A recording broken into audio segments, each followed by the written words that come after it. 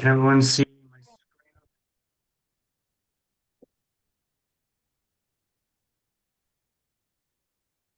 my screen okay? Yes. Yes. Okay. Hi, everyone. Welcome to the October membership meeting for the 34th District Democrats. I'm your chair, Jordan Crawley, and the time is officially 7 o'clock, so we will get this started. First things first, I'll hand things over to our first vice chair for our land acknowledgement. Thanks, Jordan. On behalf of the 34th LD Democrats, I acknowledge the land on which we stand today as the traditional home of the Coast Salish and Duwamish people, the traditional home of all tribes and bands within the Suquamish, Tulalip, Snoqualmie, Puyallup, and Muckleshoot nations. Without them, we would not have access to this gathering or to this dialogue. And I ask that we take this opportunity to thank the original caretakers of this land on which we live and work who are still here. And as part of the 34th Dems commitment to walking the walk, of taking action that goes beyond simply a verbal land acknowledgement, we are offering you ways that you can take action with us by donating to organizations that benefit Indigenous communities in our district and across our country. And the organization that I am highlighting tonight is Red Eagle Soaring. And Jordan's got the information in the chat. Please consider your one-time or monthly donation to this Indigenous-led organization as a way to solidify your commitment to the advocacy of our Indigenous neighbors and to help us deepen the significance of our land acknowledgement. Thank you.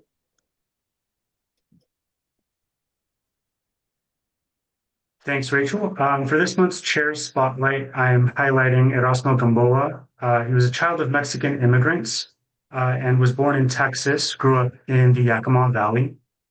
He also enrolled at the University of Washington in 1968 after attending Yakima Valley Community College and quickly became a leading student activist. His activism led to the establishment of UW's chapter for United Mexican American Students, promoting Chicano unity and empowerment through political action. He also worked to support the United Farm Workers boycott of non-union grapes and was instrumental in establishing UW's Chicano Studies program. He's a professor emeritus at UW after a career of teaching Chicano studies, history, and Latin American studies. He's written a number of articles and books and has been engaged with CMAR Community Health Center and CMAR Museum of Chicano, Chicana, and Latino culture, which is right here in our district, for decades. So for his dedication to civic leadership and community education, Erasmo Gamboa has the spotlight for this month. Next thing up is our consent agenda. So before we get down to business, we have a couple of boxes to check. First is our meeting minutes from our September meeting, which were sent out in emails both on Sunday, September 28th, as well as again on Sunday, October 5th. Carla also got the link in the chat for anyone who happened to miss those. Is there a motion to adopt the minutes from our September meeting? So moved. Mike Parker. Second. Steve, did you get the motion? No, I did not. Thank you. What was the name for the person making the motion? Mike Parker. Got it. Thank you. I seconded. Rachel. Thanks, Rachel. Is there any objection to the adoption of the meeting minutes from September? Any objection to adopting September's meeting minutes? Hearing none, we will consider the September meeting minutes adopted without objection and move on to the adoption of today's agenda. So the proposed agenda was also sent out in each of the last two Sundays' emails, is also on the screen for you now. Is there a motion to adopt today's agenda? So move. Mike Parker. Thank you. Is there a second? Second. Thank you, Rachel. Any objection to adopting today's meeting agenda? Any objection to adopting today's agenda? Okay, seeing none, then we will consider the agenda adopted without objection. And we will go back to Rachel again for Change Makes Sense. Thanks, Jordan. So Change Makes Sense, as you hopefully know by now, since I'm talking about it a lot, is a sort of a campaign that is ongoing in the 34th District Democrats that is based on, I actually had done this when I was a delegate for Obama. And what it's based on is donating any amount of change. And what I did was ask people to donate literally change, coins, wherever you find them in your little bowl next to your keys before you leave the house, or in the car in the little cup holder, or in your couch, or wherever. The point and the hopeful benefit of Change Makes Sense is that anyone can donate and anyone can give whatever the amount. That doesn't necessarily, it's not going to necessarily cause pain financially to give. So every dollar makes a difference. If you have a cup or a jar with some change in it, and you can like get that, translated into dollars, and you can give that, and you're thinking, what can I do with it? Give it to the 34th District Democrats. We have so many programs and really important things that we are using all of funds that we get for our Get Out the Vote causes, for Bend It Like Booker, which happened this summer, for our upcoming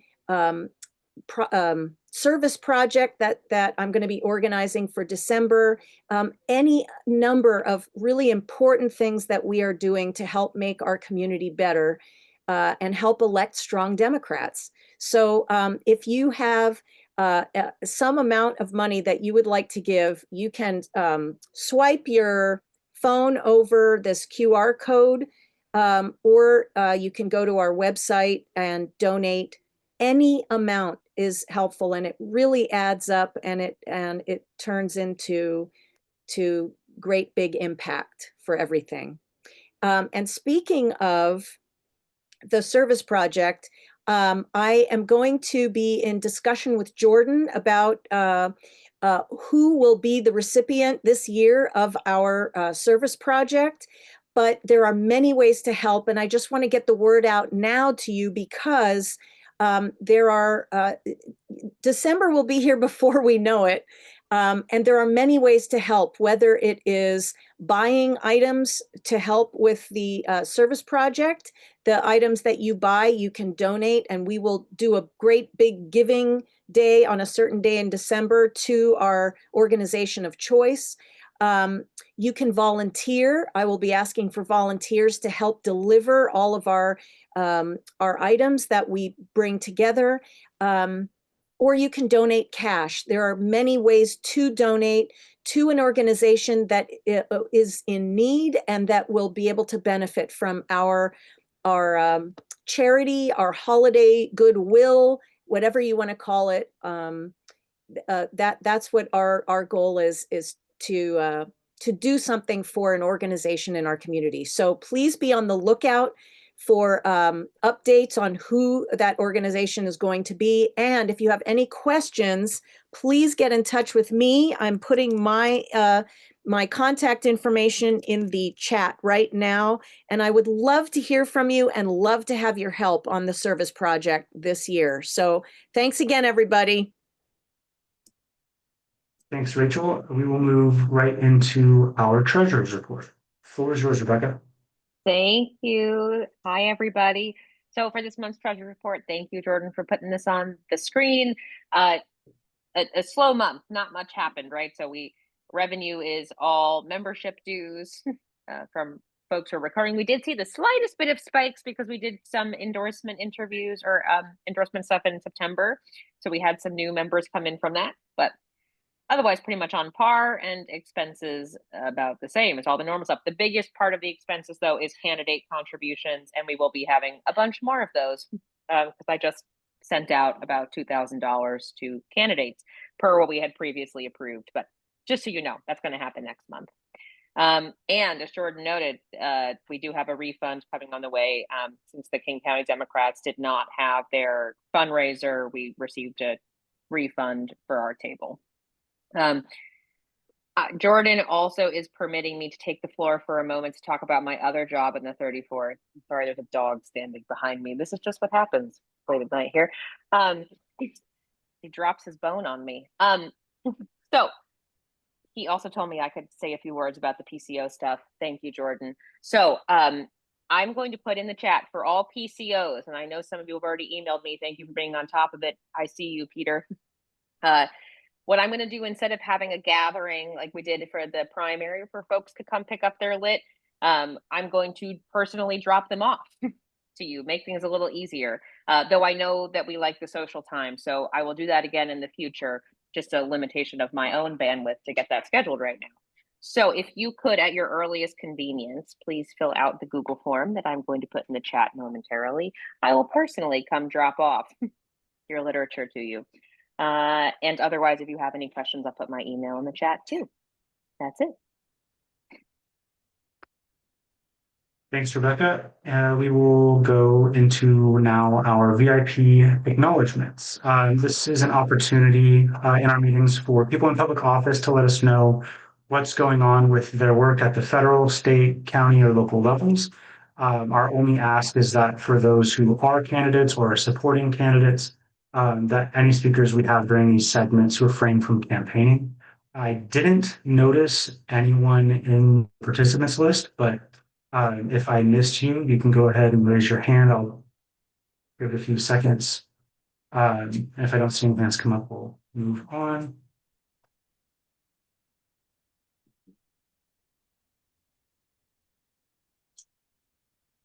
Okay, the next segment of our meeting tonight is our community spotlight, which is organized by Rachel Glass to highlight some community organizations in and around our district. So Rachel, feel free to take it away. Yes. So I'm so excited to be at one of my jobs and my committee that I chair is the programs committee, but it's programs and community partnerships. And so I have been working like a busy bee to go out into the community and to start meeting who our neighbors are, who is in our community, and what kind of really interesting, necessary, fun, important work that they are doing, and seeing how we at the 34th District Democrats can partner with them so that we and they, both of us, can, in a sort of a equal bonding partnership, bring assets that we both have to each other's organizations to make both of our organizations better. And so I'm very excited to introduce to you Julie Garbett, who is the founder of the West Seattle Joiners, which is an organization that is bringing together other organizations in the community who are looking for volunteers. And there's going to be an event where you can go to find out what is happening in the community, to find out about joining an organization or a club or a group.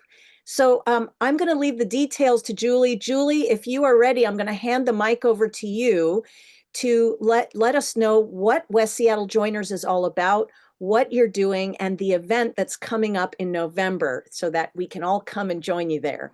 Julie? Thank you, Rachel. And thank you for this opportunity to join the 34th Dems tonight and talk about the project that we're about to launch. Basically, my name's Julie Garbett. I'm a health and wellness coach in West Seattle. I've got a solopreneur role in a company that I call Waypower Coaching. I sponsor and I facilitate group walks in Lincoln Park, 4 of them a week. And I've also been active in the West Seattle Time Bank since 2017.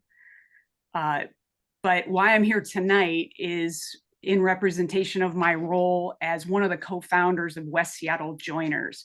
And this is a group of concerned citizens that we have organized with the idea that we have a loneliness epidemic. We have a situation where a lot of clubs and organizations seem to be flailing to try to rejuvenate their memberships and draw more people in. And so I started to have conversations with clubs in the area and ask them if they would be interested in doing a meeting that would basically be a mixer where they could show up and they could explain what they do and what their organization's benefits were to the greater community. Right now we're ending up with a 2-day event. I hope you'll all participate in both of the days. We have a film screening, and we're doing that in conjunction with West Seattle Meaningful Movies, and that'll be on November 7th. I'm going to go into these details here in a moment. That's going to be on November 7th. And then on November 8th, we're going to have an event that we're calling the Joiner Jamboree. And that's going to be that mixer. It's basically, the tagline we have for it is, it's kind of like a job fair, but for clubs. I promise you that this presentation is going to be a little bit different than what you're used to. And what I really would like to do is start off by showing you the film that's inspired the entire weekend. And This is a trailer, right, Julie? Yeah, we're going to see the trailer, and hopefully, Jordan, do you have that fired up or do? Okay, Yep, I'm going to share the link to the film page with everyone so that you can check it out later. All right, take us away. This is Bob. Bob's a big fan of clubs. I belong to everything. That's my high school bowling team. I'm the tall one in the middle. And this is a film about why you should join one, and how Bob discovered that the fate of America depends on it.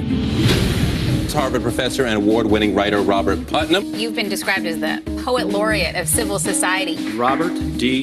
Putnam, for deepening our understanding of community in America. He made people pay attention to a concept that most people had never paid attention to. Social capital. Social capital. Social capital. Social networks have value. I'd like to call on Professor Robert Putnam, who gave us the concept of social capital. The number of people who know one another's first name, the number of people who take part in community organizations, the level of trust and reciprocity in the community. The places that have better government are the places that have a long history of social networks and social capital. Your chances of dying over the next year are cut in half by joining one group.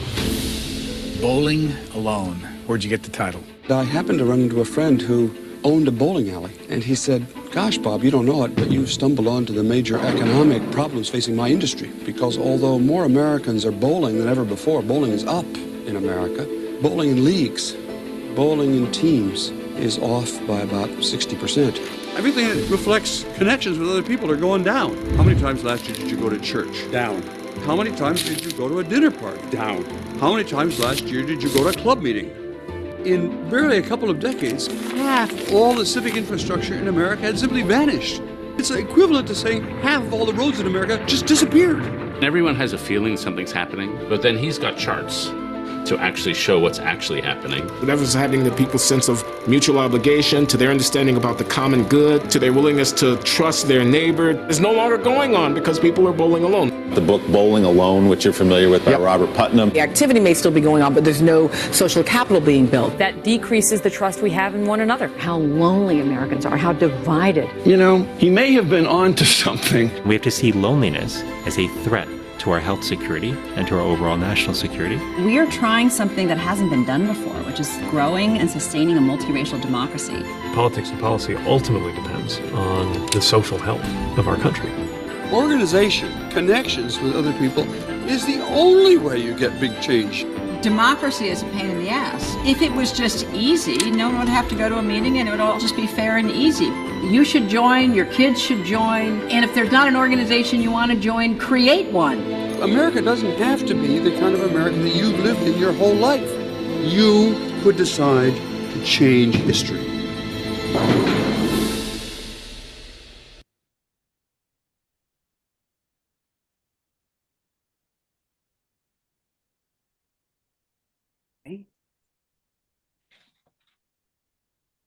Thank you, Jordan, for playing that trailer.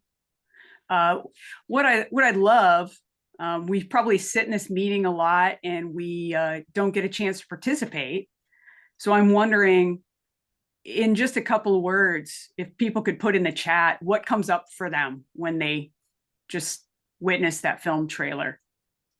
What feelings or thoughts about the movie do you have?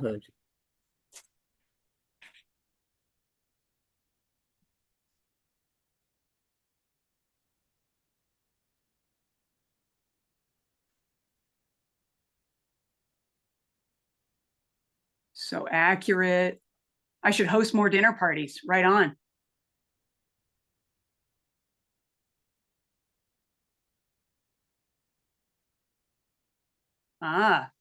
Person would love to live in the world where at least everyone belongs in one club.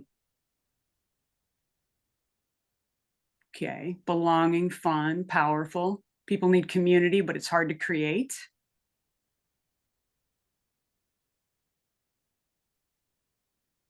All right. I think we're getting the idea here.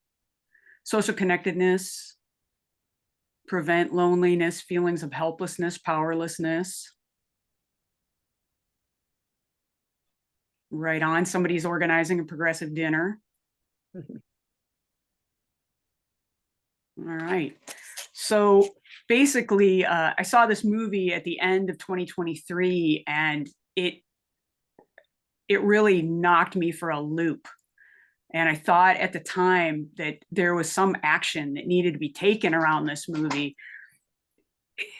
And what came eventually is that this idea of pairing it, because you come out of this movie and you just want to join something. It is so invigorating.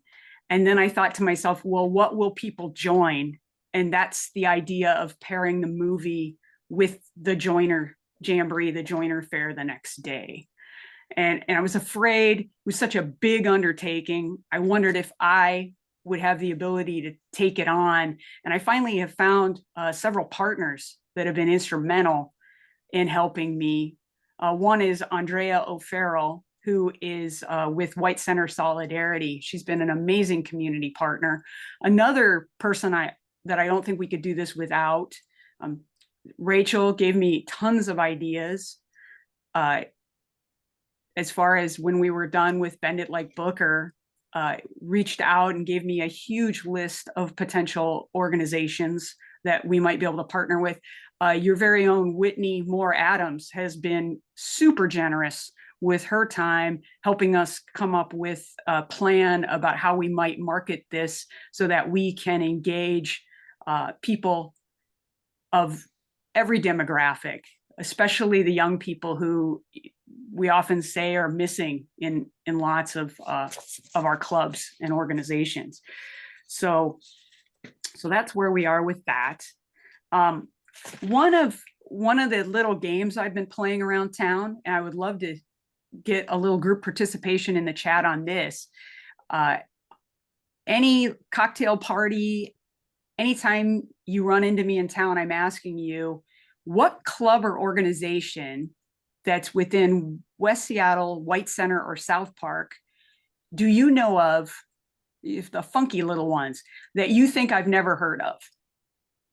That's kind of how we've been doing our research. We started out, with a list of like 40 clubs. And the more I talk to people, the more I find out about these really strange impromptu gatherings.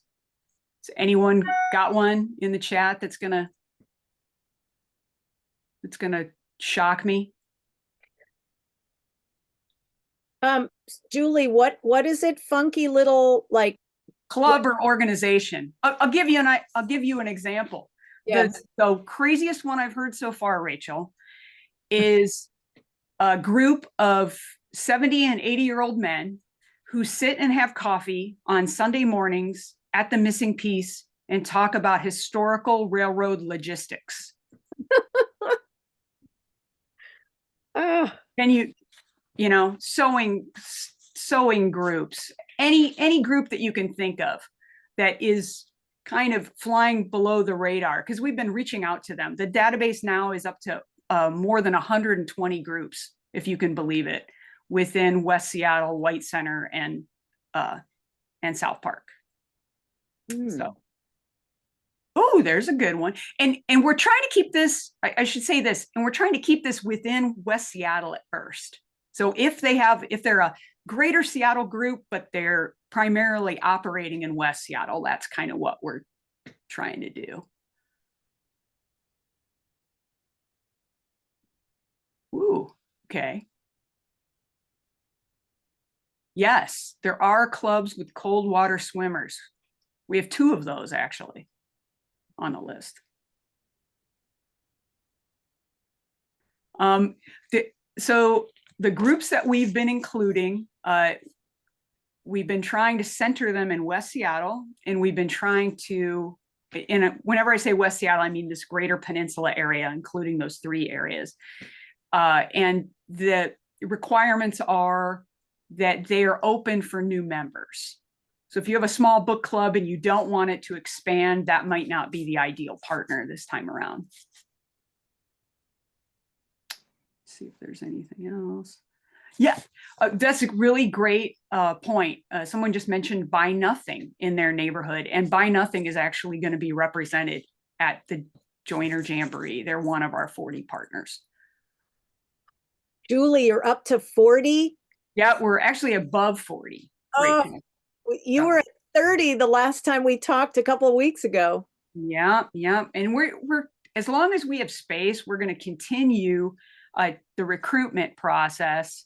Right now, we need to shift gears, because not only do we want to have those 40 clubs have a chance to come and table, but it's almost even more important that we bring the community in and they get to actually experience all these great clubs. So our October focus is primarily going to be on getting the word out. And to say that, actually, I've got another thing for the chat here. I've got links with the initial information. So you're going to see 2 of these links. This is a 2-part weekend. We have a Friday night event. And so that's the first link. You can register on Eventbrite. These are both free events to come see the documentary. There's 2 ways to see the documentary. The one way would be, you could see it tonight if you wanted to, after this meeting. You can go out, and if you're fortunate enough to have a Netflix subscription, you can actually stream that for free and watch the movie right away. Runtime's about 1 hour and 42 minutes.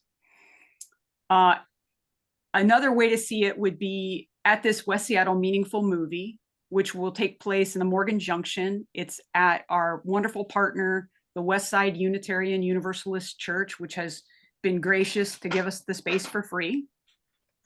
And they have seating capacity for about 300 people. We really hope that we're going to fill up that hall with folks. We're going to watch the movie, and then after the movie, we're going to have a group discussion. So you can register for the movie on that Eventbrite registration and get yourself tickets for that. But what I really would encourage people to do, and I've been asking for all of our partners to do, is watch the movie early. And if it's possible, we're all joiners here. We wouldn't be sitting through this business meeting if we weren't joiners. To encourage some of your neighbors that maybe aren't in as many groups to come and watch this movie, or your friends to come and watch this movie with you and have a discussion about it. The second event, so that will actually be the Jamboree itself. That's in an entirely different location. We've partnered with St. John the Baptist Episcopal Church. That would be right next to West Seattle High School. This event space is going to have parking. Zelda. Oh, someone's dog's going crazy. Background. Anyway, that event is going to go from the next morning on Saturday morning, 11 a.m. to 3 p.m. And again, open format. We're going to probably have 1 to 4 representatives for each organization or group talking about their club. And you bring that many volunteers, even if you're a volunteer, you're going to have time to check out the festival and check out all the clubs. And Julie, that is the same location where the movie is going to be the night before, correct? No, nope. 2 locations, Rachel. Okay. 2 churches.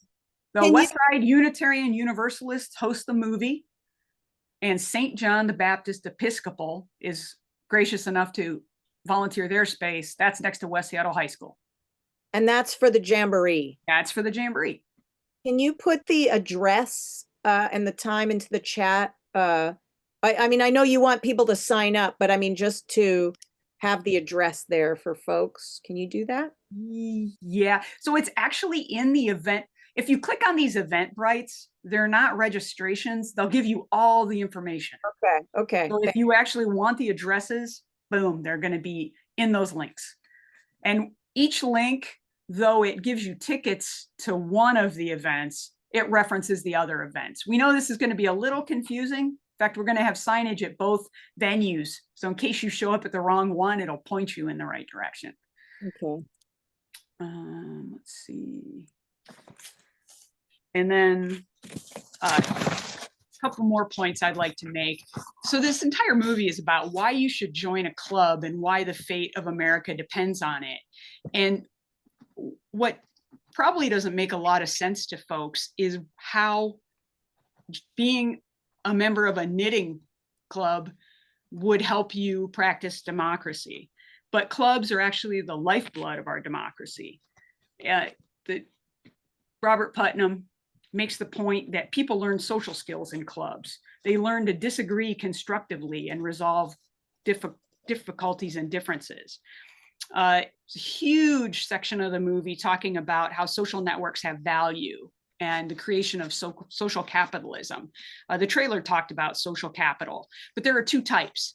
There's bonding social capital and a different type called bridging social capital.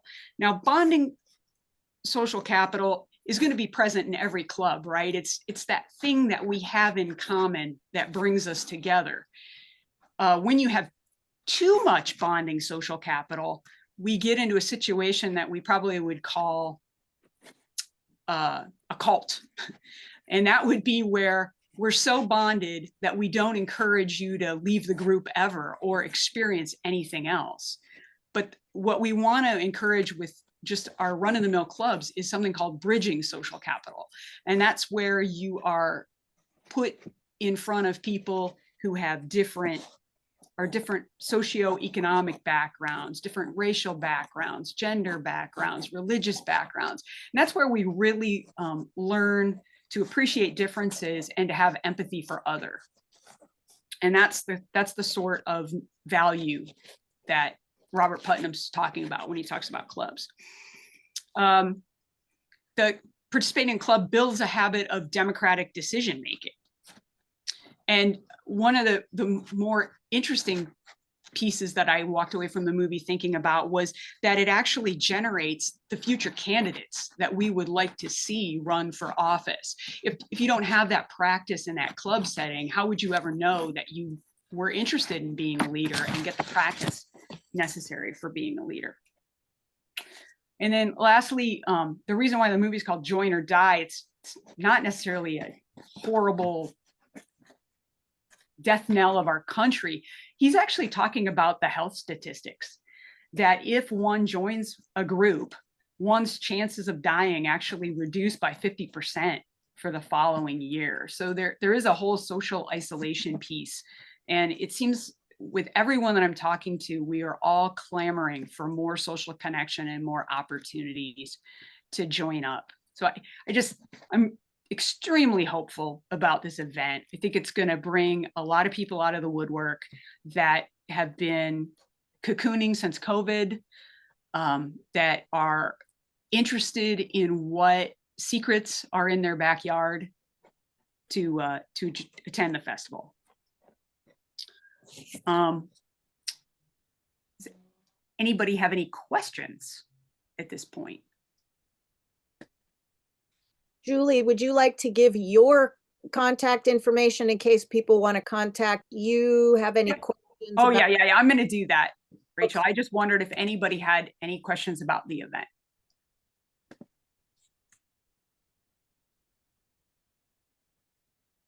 And they can come off mute if they want, if that's cultural in this organization. Usually we have people raise hands. So okay, raise hands or whatever we do. If there's somebody that has a question about how this all is going to work. Yeah. And if people are still just, kind of percolating the whole idea of this amazing opportunity, I encourage everybody, if something comes up for you, like in the next week or so, or you're just thinking about it, please get in touch with Julie or me. We really are wanting to find ways for the 34th Dems to be part of a revitalizing or a vitalizing of our community, because it seems like that really is such an important thing that we all can do for each other. And I'm really excited that as the 34th Dems, we can be part of that as sort of a year-round way to be involved in our community in diverse and various kinds of ways, in addition to the work that we do to elect Democrats and get out the vote. It's like, what more can we do? Because we can do so much. Absolutely. Julie Whitaker, I see your hand. Yes. Can you hear me? We can. Okay. I just wanted you to reiterate when and where this movie is. Sure. So the movie is available right now on Netflix if you want to watch it. But if you want to watch it in Community, it's going to be on November 7th at 7 p.m. That's through West Seattle Meaningful Movies. And it's going to be the West Side Unitarian Universalist Congregation, which is the church over in Morgan on California. Both churches are on California Avenue. Okay, can you repeat that? Sure. The West Seattle Meaningful Movies. And that's at West Side Unitarian Universalist Congregation. Thank you.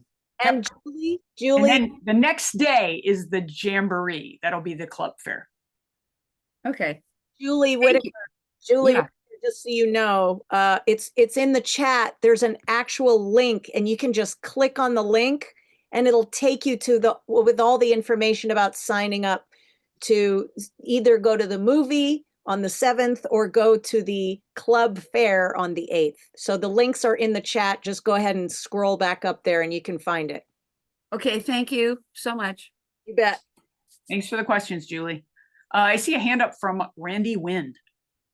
Yeah, I alluded to this in chat, but this is important. 34th District Democrats is, of course, a political organization. Join Your Jam is not facially political. It's just not. But humanity is a tribal creature. We have a biological imperative for community. If we do not have community, we will find one. MAGA is a community. It's a community built on hate and lies, but it provides this community to people who don't have it, and its entry standards are really, really low. Democrats have to step up the pace and build better community. Any better community will help build our democracy, and that's why I support Join Your Jam. Thank you, Randy. Actually, several of the organizations that Randy is in are supporting the Joiner Jamboree. West Seattle Indivisible is a partner, as is Postcards for Democracy. A couple other ones that are kind of interesting or different. Westies Run Club, A Cleaner Alki, West Seattle Book Club, the Walking for Wellbeing group that I host, the West Seattle Time Bank is a co-sponsor. So White Center Solidarity. There's just, and we have a lot of volunteer organizations too that are taking part, because we realize that being part of a volunteer community is just as important as a club. Lastly, Rachel did ask that I go ahead and put my information in the chat. So I'm going to do that. I'm going to share my personal number and my personal email. And there's also a group email. Either one will get to me if you have any other questions. So contact me personally if you have more questions about the event. I'd be happy to present to others. If you're in a club and you wonder if I've talked to your club, please reach out. I'm happy to come and email the details to the leadership or give another presentation. I also have the discussion questions for the movie. So if you do host your very own watch party, which that would just warm my heart, I'm going to have a few of them between now and November 7th. If you want some discussion questions or like a little packet to help facilitate one of those, I'm happy to send it over. Just reach out to me. If you watch this movie and you feel the way I did, and you say, how can I get more involved? We need an army of volunteers to help put this thing on. We need a bunch of welcome people.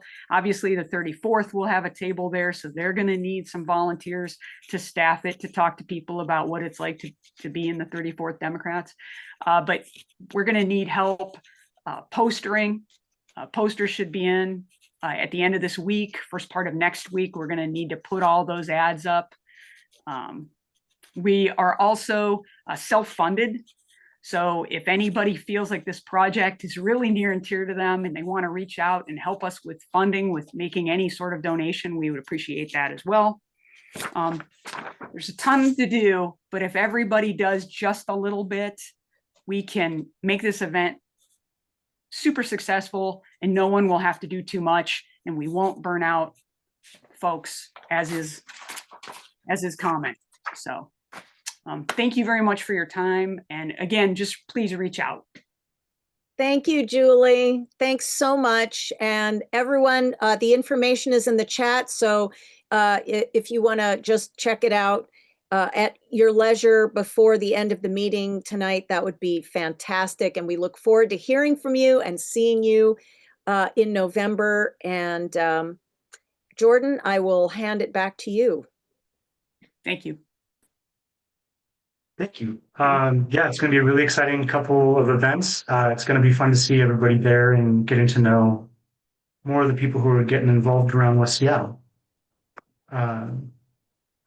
For those who missed the announcements in our weekly emails, we do have a new vacancy on our executive board. So if you've been looking for a leadership opportunity, you can now serve as chair of our Communications and Technology Committee, which generally speaking is meant to keep us in consistent dialogue with our members, as well as the broader community across multiple communications channels. That includes our newsletter, our website, our Slack channels, as well as social media. The committee chair provides oversight for all of our communications, manages the organization's website, and supports the usage of any programs that are necessary to conducting our business. That includes our Zoom account.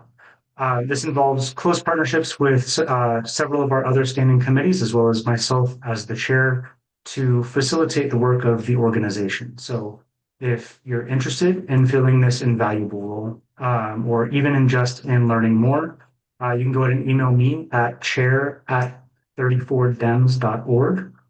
We'll spend some time this final quarter of 2025 preparing the new committee chair to take over completely in 2026. So please do not hesitate to reach out. We will be happy to get you involved. Next, I want to just provide some updates on the resolutions regarding Gaza and Senator Cantwell. So at our last meeting, we adopted a couple of resolutions that we then sent to the state party for consideration. One relating to Gaza generally, and another to our senators' votes on providing money and weapons to Israel. These were accompanied by letters, one-page letters justifying their urgency to the state party. They were then passed along to the state party and taken up by them last month at their meeting. The Gaza resolution reaffirmed our commitment to U.S. and international law, human rights, and also demanded an immediate ceasefire, resumption of full and immediate humanitarian aid, as well as the suspension of military aid to Israel. The that elected officials uphold human rights, international law, and the values of our party's platform. On Saturday, September 27th, at the state party's meeting out in Vancouver, our resolution on Gaza passed unanimously, and a virtually identical resolution to ours on the U.S. Senators' votes to arm Israel, which originated out of the 46th LD, also passed, and by a large margin. The passing of these resolutions reflects Washington State's long-standing position on this issue, which I'll describe more in a little bit. It also gives something to point to when we continue our advocacy with our senators and our representatives in DC. Where we left this at our September meeting was that the state party had reached out to chairs from a handful of local party organizations, mostly in Seattle, asking if we would be interested in pulling the resolution and instead taking a meeting with Cantwell's office. The implication being that the state party would work with us to make such a meeting happen, unless, of course, we moved forward with the resolutions. And within minutes of us passing the resolution, I received an email from the state party saying that they had only ever hoped to ascertain the status of our resolutions, and that a meeting with the senator was not on the table, nor was it within their power or purview to set something like that up. Considering all of that, I decided to set one up myself. So on September 25th, some of our leadership met with Senator Cantwell, actually right here in West Seattle. She and two of her staff drove out here to discuss her positions on the genocide in Gaza with the goal of expressing our concerns and charting a path forward. As a local party organization, definitely as chair, I've been asked, I've been targeted with a lot of people's frustration on a range of issues, and with the broader Democratic Party and our elected officials as well. We end up at the center of a lot of conversations because for the average American, local party organizations are the most accessible level of the party. For the last year or so, really extending beyond that to the last 2 or 3 years, the most common and often the most difficult question that we get is, what are Democrats doing? And local party organizations have long considered elections their highest and sometimes their only priority. This being common practice, the vast majority of dollars, of hours, of resources are invested in getting people aligned with our values into public office. Naturally, this has meant that the party is structured to be more preemptive than responsive. And by that, I mean that we work to elect Democrats to prevent those who oppose our vision for the future from taking control of our institutions. When that doesn't work, a lot of times we end up trying to hold out until the next election. In the years between cycles, though, this leaves local party organizations feeling voiceless outside of procedural things like resolutions, and powerless to affect significant change unless we make a conscious effort to shift our priorities and the procedures for getting things done in our organizations. Over the course of this year, our organization has gladly led the Seattle area party organizations in flexing our advocacy muscles a bit. We structured our leadership to meaningfully include those with priorities other than elections to try to broaden the scope of our vision and mission, as well as our broader strategic plan. We implemented bylaws changes that would allow us to react to things with more timely responses on pressing issues. And we chose to see ourselves as the party's foundation, not the bottom rung of its ladder. We're already seeing that this also entails, on occasion, being the spearhead for change. So during our meeting with Cantwell, we made sure to make a few things pretty clear. The first, that the state party has been consistently opposed to genocide, opposed to supplying weapons to countries who violate human rights, and supportive of a two-state solution. That's been for years. We also made it clear that recognizing a Palestinian state and restoring humanitarian aid is essentially inconsequential if Israel is allowed to continue attacking the Palestinian people. And thirdly, anything short of ending the supply of funding and weapons to Israel and ending the genocide means the continued loss of life in Gaza. It also means, very likely, more electoral failures for the Democratic Party in 2026. In the 3 platforms that the state party has posted to their website, this happens in even years, so it's 2020, 2022, and 2024, we've repeatedly taken the position against what we're seeing perpetuated by the Israeli government right now. In fact, each platform includes greater specificity than the last, making it more and more clear every time we renew our platform that genocide, human and civil rights violations, violations of international law, treaties, conventions, support for any government involved in any of those things are all the exact opposite of what we want for our global community. As the conversation went on, Cantwell explained that she was fully supportive of a ceasefire, fully supportive of a Palestinian state, investing in rebuilding damaged areas, and restoring humanitarian aid. We made the case that cutting U.S. funding and refusing to provide additional weapons to Israel and simultaneously working with partner nations to end the genocide would be the most effective approach. As we came up on the end of our meeting, Cantwell closed on, we all closed on a very positive note. We talked about how on the issue with Gaza, as well as many other issues, Republicans have staked out their position and are showing no signs of movement. So the important part for us is that it gives us the opportunity to take decisive action and show some significant contrast between the parties. I figure as often as we're asked what we're doing as a party, we should be asking the same question of the people we helped get into office. The difference is when people ask me that question or ask any other leader in this organization that question, if they don't like the response that we give them, they have other organizations they can work with, other groups they can create or join to better meet their expectations of activism. When we as a local party organization ask that question to our county party, to our state party, or to our elected officials, if we don't like the answer as an organization, we don't get the move on option. We are the Democratic Party, so we can't run from ourselves. We can only either sit in silent complacency or try to push for change from within. And we are choosing, and will hopefully always choose the latter.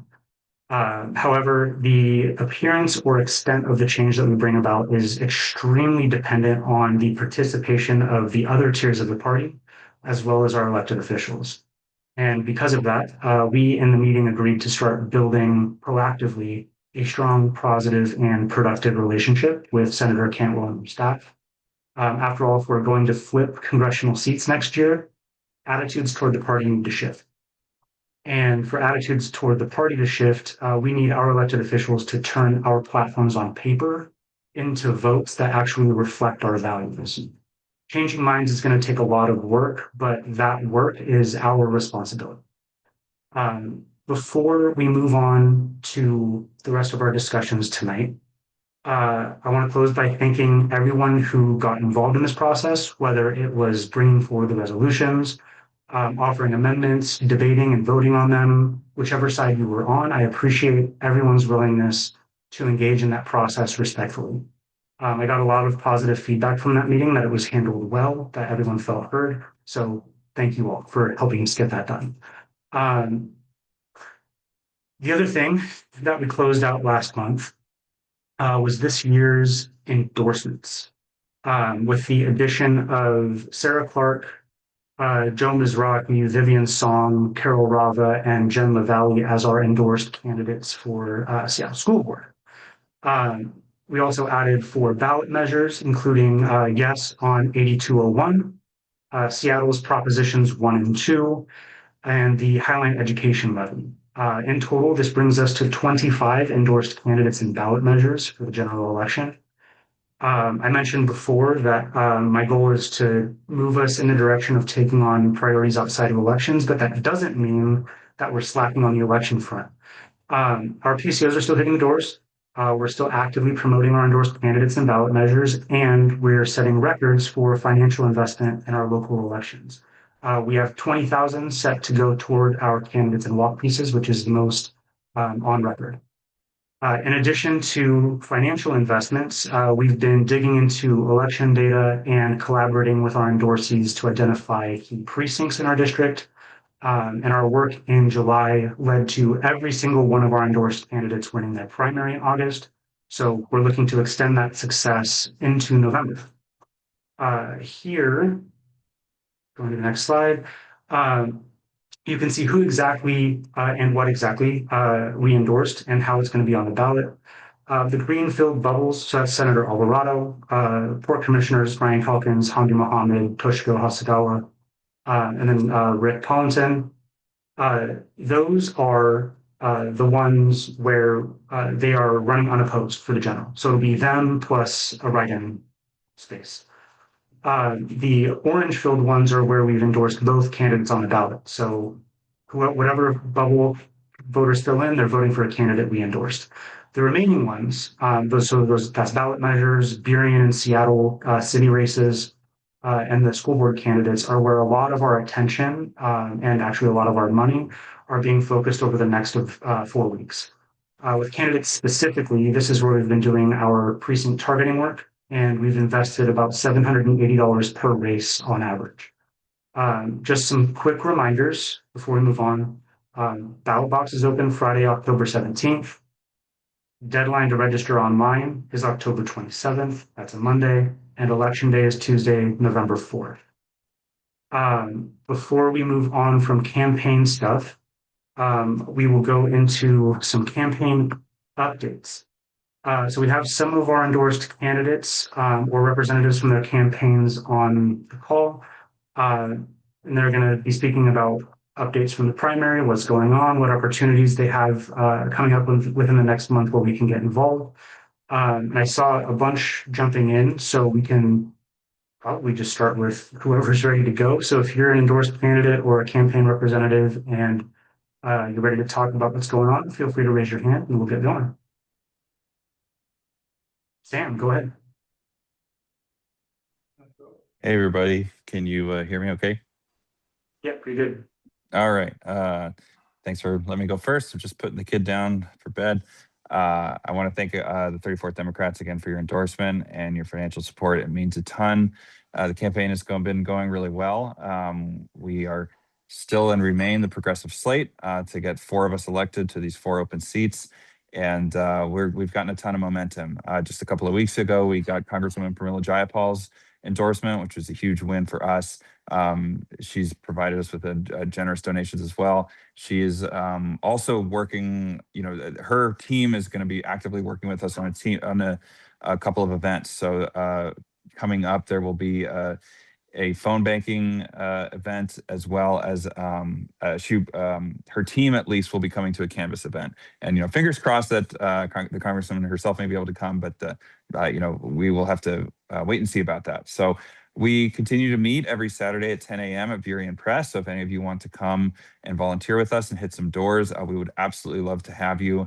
A couple of things I just want to spend a quick update about our opponents. My opponent specifically had a budget of about $4,000 for 5 months or so, from about May until September. And then just in September alone, she raised about $10,000, most of that from 7 maximum donors. So the big money is coming out. In addition to that, there was an independent expenditure, a committee that came together and raised $30,000 in favor of our 4 opponents.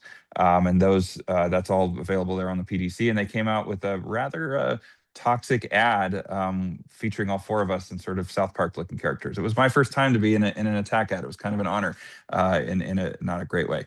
But yeah, I think the opposition here in terms of wealthier folks and larger businesses are scared. And I'm, I think they should be, because I think I feel very excited and cautiously optimistic that we can pull this out. But we need all the help we can get. So please come and volunteer for us. I also have one last big hurrah of a fundraiser for my campaign, and that's going to be this Sunday at 2:00 at Jellyfish Brewing. If I'm able to, I will drop that in the chat.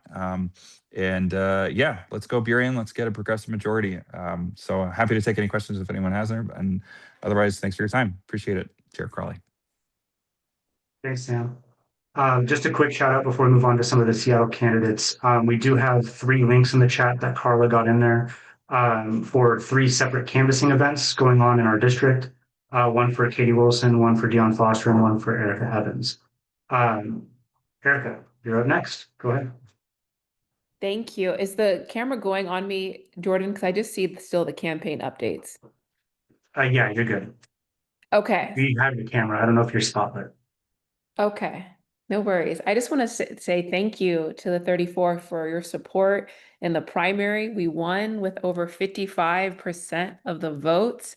Very exciting. And just really grateful for you all. The only 2 upcoming things that we have that I would love for you all to be at, we have a general kickoff event this Saturday with Attorney General Nick Brown and Congresswoman Pramila Jayapal that we would love for you to be there, 12:30 to 2. And then we have the joint door knock with you all on October 30th at 5 p.m., which is in the link. Thank you, Carla. Very grateful for you all the love. Thank you so much. Thanks, Erica. Up next, we've got Kat with Dion's campaign. Thanks so much. Oh, let me lower my hand here. Thanks so much, Jordan and the 34th LD. You guys are a powerhouse and you're out everywhere and I love it. And we also appreciate all of Jordan's detailed data analysis work, his analytics, because it helped us pick our precincts for the primary, which leads me to the results of the primary. If you guys are not aware, Dion came out at 58% of the vote, up 23 percentage points over Sarah Nelson. So that is really exciting. We're thrilled. And actually right now I'm standing in the hallway of the Community Roots Center in Capitol Hill because there was a meeting I attended. Dion can't be here because she's at the Inspire Washington candidate debate. So I'm not even really sure what this is behind me, but we're out and about everywhere doing all the things. And that leads me to the canvas that the 34th has adopted for Saturday, October the 25th. Thank you all so much. Hopefully the link is in the chat and you can all join us. We've got 2. I'm blanking if that's Hiawatha Playfield or Myrtle Reservoir Park, but anyway, it's in the Mobilize link, but hopefully a lot of you can join us. We're going to start phone banking next week. So we'll have some of those Mobilize links. We're going to be doing it every Tuesday. And then we'll have a in-person one on October the 29th. We'll start on the 4th or 28th. So just 3 weeks of phone banking, and then we'll do like a big pizza party at the end. And the last thing I will mention is that if anyone has not had an opportunity to host a house party and wants to be a co-host, Sarah Nelson is throwing money into her campaign like nobody's business. Her IE is up quite a bit, so we got to keep our foot on the fundraising gas pedal. And that's it. Thank you so much. Appreciate you all. Thanks, Kat. And then we've got Rebecca with Claudia's campaign. Hi, everybody. Okay, I'll take off my 34th Dems hat and put on my day job hat from Team Claudia over here. Thank you, like the other said, for the 34th support. It is so helpful and wonderful.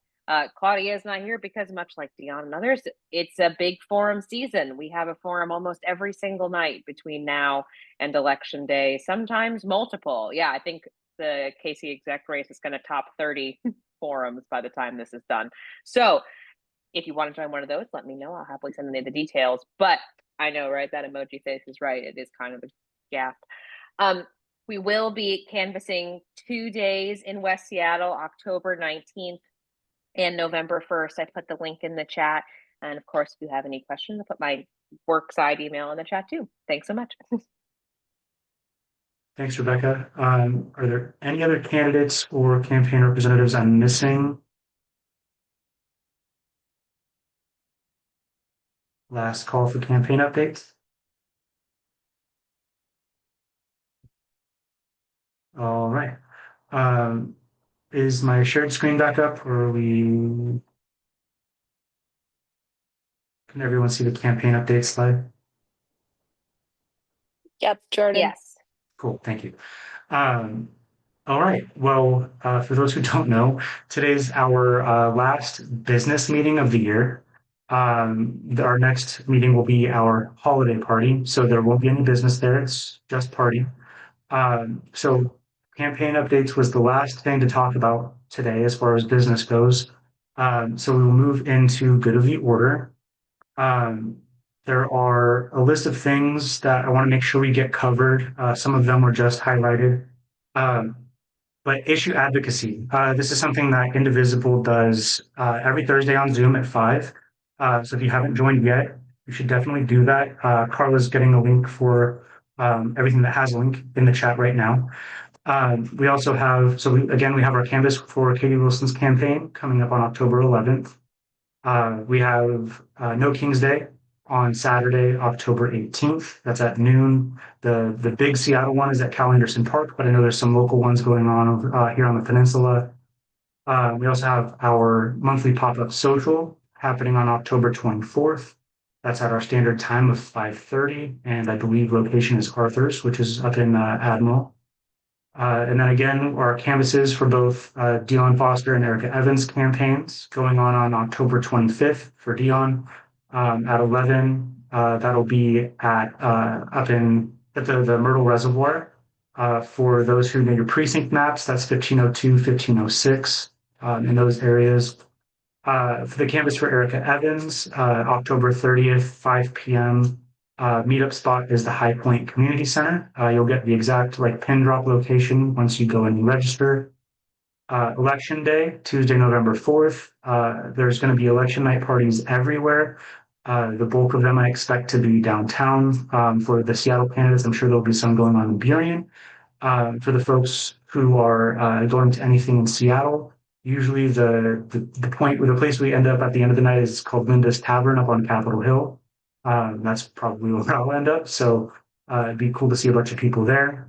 Again, going back to the West Seattle Joiners Group, we've got the Joiner Die screening on Friday, November 7th, 7 p.m. Westside Unitarian Universalist Congregation, as well as the Joiner Jamboree the next day on November 8th at 11 at St. John the Baptist.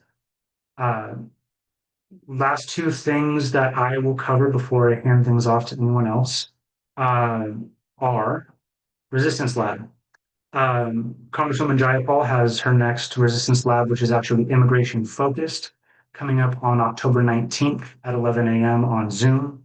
The scope of the conversation is going to be her and others diving into the history on the U.S. immigration system, how Trump is using the immigration system to advance authoritarianism. I mean, where we go from here. So you can either scan the QR code or you can go to resistancelab.us. And there you can find the links to sign up for not just the October 19th Resistance Lab, but also I think there's the next two after that are also posted to register for. And then the final thing is our holiday party. So we have our holiday party scheduled for the second Wednesday in November. So that's Wednesday, November 12th. We'll be at the Fauntleroy Church. Doors will open at 6 p.m. for folks to enjoy food and drinks and catch up with friends. And over the course of the evening, we'll have some guest speakers. We'll recap our successes from this year and celebrate some of our members with our annual awards. We have 7 of those that we use to recognize people for their contributions to the organization and the community over the course of 2025. These include our Rising Star of the Year award. That's for newer members who display outstanding leadership or accomplished a significant achievement. Our Jackie Duprat Member of the Year award for another not necessarily new member who displays outstanding leadership or accomplished something significant. We have our Precinct Leader of the Year. That's for active and exceptional precinct leaders, whether you're an elected or appointed PCO or precinct coordinator. We also have our Committee or Caucus of the Year for any active and exceptional standing committee or caucus chair. We have our Executive Board Member of the Year. So this one is not exclusive to committee members or committee chairs, for an active Executive Board member who displays outstanding leadership. And then the last two, the first is our elected official of the year for an elected official that provides exceptional service to our community. And the last being the Sharice Luxa Award for Lifetime Achievement. And that's for a person making sustained and impactful contributions throughout their career or their lifetime. So if you'd like to nominate someone for an award, you can do so through our Google form. I believe that is, yes, it's if you can find the series of links that Carla put up, it's the last one, it's a Google form. So you can check that out in the chat, click the link, nominate someone who you believe deserves recognition. And between now and the holiday party, our ad hoc awards committee will be selecting the winners from the list of nominees. And those people will be recognized live at our holiday party on the 12th. With all of that, I will hand things off to Anne for her good of the order.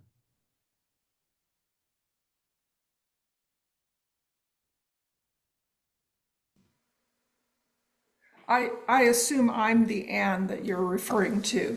I put Yes. in the chat the first information I want to pass on, and that's the West Seattle Democratic Women will have their meeting on October 23rd. Our topic will be resisting authoritarianism. You might understand why we're taking that on as a topic.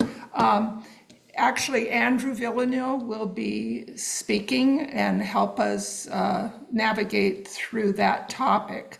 I put all the contact information, the times and such in the chat. So if anybody wants me to reiterate it, I'm glad to do so.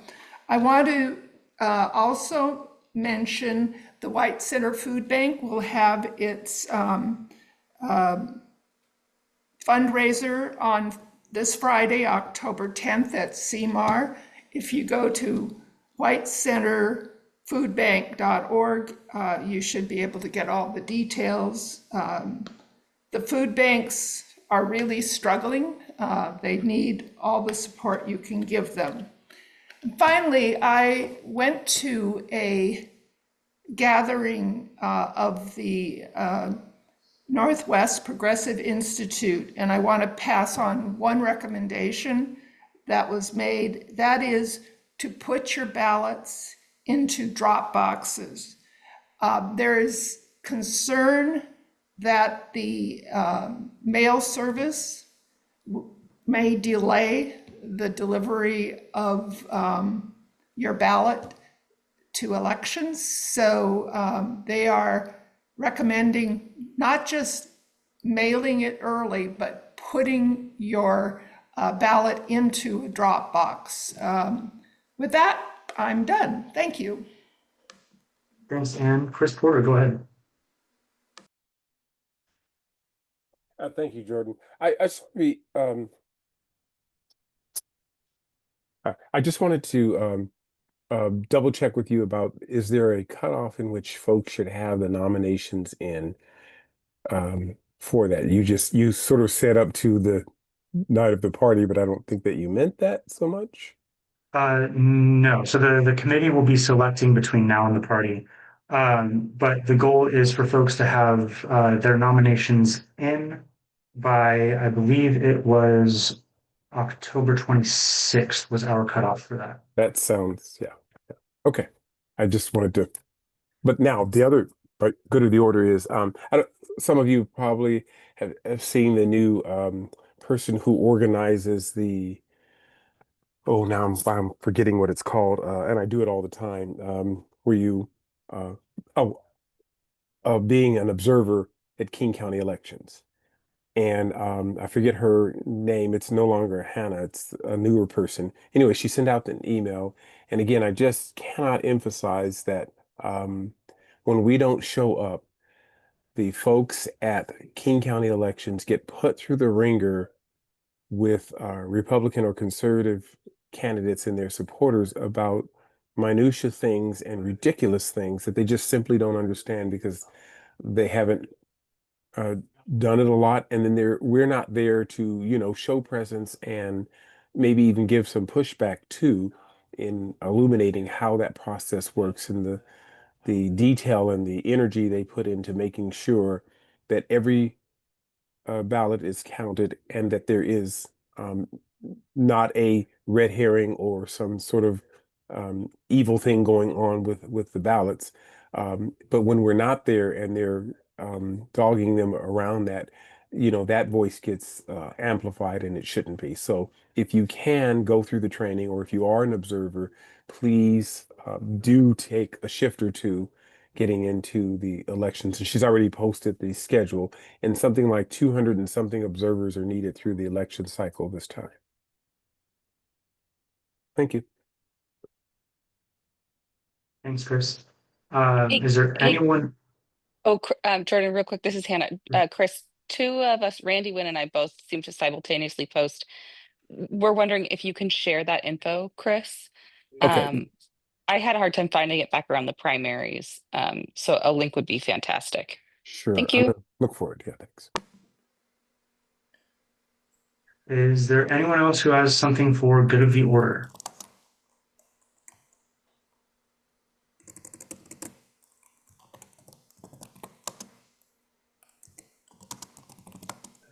Anyone else for good of the order?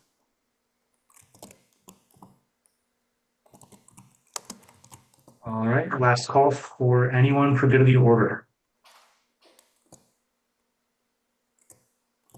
Okay. Chris, do you want me to give you a second on the? Yes, I need to go to my other device to get it and move it over to put that in there. So please, someone else do another good of the order. Quickly find this. Oh, Summer, I see your hand up. Go ahead. I can share some light fluff while Chris is looking for that. I just wanted to announce that next Wednesday is the Seattle Animal Shelter's monthly vaccine clinic, where anyone, regardless of where they live or their documentation status, if they have a dog or cat that needs vaccines or spay or neuter, they can get this service free of charge. They just need to go to the Rainier warehouse, get in line about 8 a.m. We're limited with how many families we can serve, but on average, we've been serving about 150 animals and between 70 and 80 families. Yeah, excuse me, could I have your name, please? This is Summer Weta. Oh, okay. I've been ill, so camera is off for everybody's pleasure. Anne, go ahead. I was just putting Brenna Cully's contact information into the chat for Chris. She is the person who is handling the observer signups and training. And I will second, third, fourth, Chris's recommendation that you sign up. I go in, the elections people know me from years of being an observer. Get the training, and if you don't have time to get the training, you can still go to the elections office and walk around the outside. They have windows into the secure area that you can watch the opening of ballots, the signature verification, the actual processing of the ballots and the counting. So it's a very, very open ability, but if you get the training, you can go inside and watch more closely. So like I say, I second what you posted, there might be a typo. Can you check that? It's it quite has likely. Benna instead of Brenna. It's Benna at KC Dems. Well, Chris just put it in. So okay. Yeah, that was directly off of her email. Oh, okay. I'll double check it too. Yeah. It's a sign up genius, right? This is Julie. I have my hand up. Yeah, Julie, go ahead. Okay, I wanted to talk to Summer Welda about the free neuter and free spay for the animals.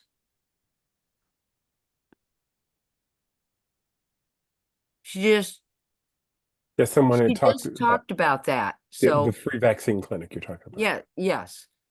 And Can you hear me? It took me a while to find my unmute button. thank you. I have 2 rat terrier mixes that are 3 years old, and I haven't been able to afford getting them spayed. So you said that would be free. I wanted to know where Yes. where Yeah. and when that's available. Are they up to date on their vaccines? Yes, they're all current on their vaccines. Great. So next Wednesday, if you arrive maybe around 11 a.m., we can just get you in on the schedule for an appointment. That way you don't have to stay in line and get seen by a doctor. We'll just get you, we'll have you bypass the line and get you an appointment. And I do the intakes. So you'll see a 5 foot tall, half Asian woman, that's me, in a yellow vest, managing the line of people. And you don't have to bring your pets, just ask for me, and we'll get you signed up to get those appointments. So I don't bring them then? No, not if they don't need vaccines. We'll get you on the schedule, and we're probably booking out until December on those spay appointments, but they are covered by the city of Seattle. But if I don't live in Seattle. Doesn't matter. If you're coming to our vaccine clinic, we will serve anybody who's coming, and we'll get you an appointment. Oh, well, and it's free? Yes. Oh, God, thank you. You're welcome. Thank you. Yeah. That's great. Okay. And I'm off on Wednesday. So I just come in and look for you in the yellow vest and set up the appointment. Yep. And this is at the Rainier Warehouse off of Rainier Avenue. Okay. I'm writing Rainier Warehouse off Rainier Avenue. Okay. Thank you so much. You're welcome. Oh, yeah. I mean, they're indoor, but they go outdoor, and there's new dogs all around, and Yeah. I need to get it taken care of. I just could not afford it. Yep. That's what the city of Seattle is dedicated to, helping all of the citizens, not just Seattle residents.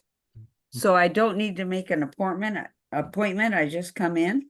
Yeah, just come to the vaccine clinic, and then we can get you an appointment on the calendar for your dogs to get spayed. Great. Thank you so very much. You're welcome. Thank you. Thank you. Thank you. Rachel, go ahead. I have a really quick good of the order. Since the ballots are about to drop, I also wanted to remind you, I just got my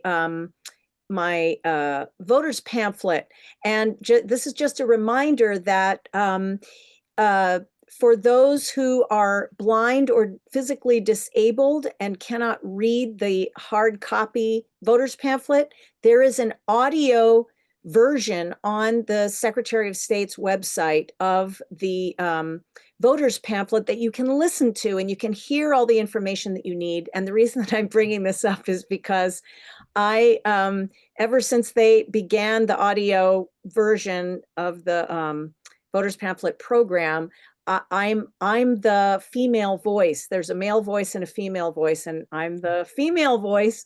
So if you want to learn about your candidates and get all your information in an audio book format, you'll hear me on there doing the female voice. So just another way to get your votes out, get your information, your education, so that you can be informed voters. Thanks, Rachel. Last call for anything good of the order before we close out here tonight. Yeah, I wasn't fast enough to write it in the comments. This is John Shields, and I just wanted to mention, and I think it was in the newsletter also, there is a newly forming group, the West Seattle Adopt a Day Labor Corner group, that is helping to support immigrant day laborers by going down to the Home Depot on Delridge in West Seattle. They're going down there to get to know the people who are there as day laborers. They're handing out Know Your Rights pamphlets, and there will be other things too later on after relationships have been developed, like gathering emergency contacts information in case any of them or anyone they know is detained by ICE. And if you'd like more information about that, for right now, the best thing, just contact me directly. And I was about to put my contact information into the chat when we had the call there. So I will do that, and get in touch if you want some more information. Thanks. Thank you, John. All right. Last call. Anything good of the order? Great. Well, thank you to those of you who stuck it out tonight. And if you had planned on watching the debates for the Seattle candidates and you missed it for this, thank you. Hopefully you can still go catch the tail end of that. If you want John's contact info, I just saw it hit the chat, so snag that before we close it out. But thank you all for being here. It's officially 8:27, we'll call it, and we'll call this meeting adjourned. Thank you. Thanks, everybody. Good night, everybody. Night. Night.